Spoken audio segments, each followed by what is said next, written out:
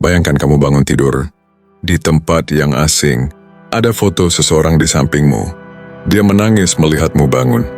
Mulutnya berkata sesuatu, tapi kamu tidak mengenalnya.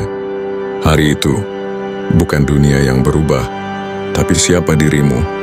Nama masih ada di KTP, alamat masih tercatat, tapi maknanya kosong. Orang tahu siapa mereka, tapi tidak tahu pernah menjadi apa. Tanpa ingatan, masa lalu tidak lagi mengikat manusia. Tanpa ingatan, manusia hidup tanpa cerita. Tidak ada dulu, tidak ada pernah. Hari itu, manusia tidak lagi memperkenalkan diri dengan pengalaman, hanya dengan keberadaan. Dan itu menakutkan, karena selama ini kita bersembunyi di balik cerita.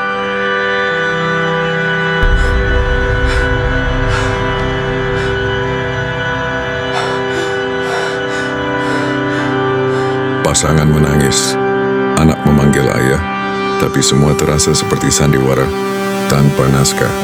Cinta yang selama ini dibangun bertahun-tahun, tiba-tiba harus berdiri, tanpa pondasi ingatan.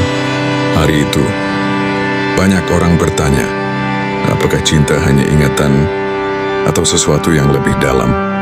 Orang yang hidupnya penuh prestasi, merasa paling kosong. Karena tanpa ingatan, gelar tidak berarti. Sebaliknya, orang yang hidupnya sederhana lebih cepat beradaptasi. Hari itu membuktikan kita sering menyamakan nilai diri dengan masa lalu. Tanpa ingatan, penjahat lupa kejahatannya, orang baik lupa jasanya, dosa tidak diingat, prestasi tidak dikenang. Pertanyaannya sederhana, tapi menakutkan.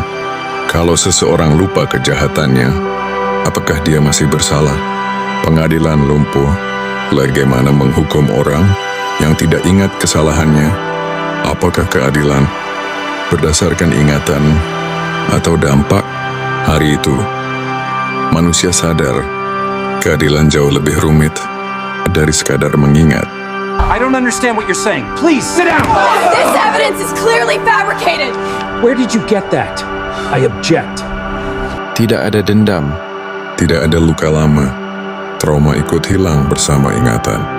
Untuk pertama kalinya, banyak orang merasa ringan, tapi juga kosong.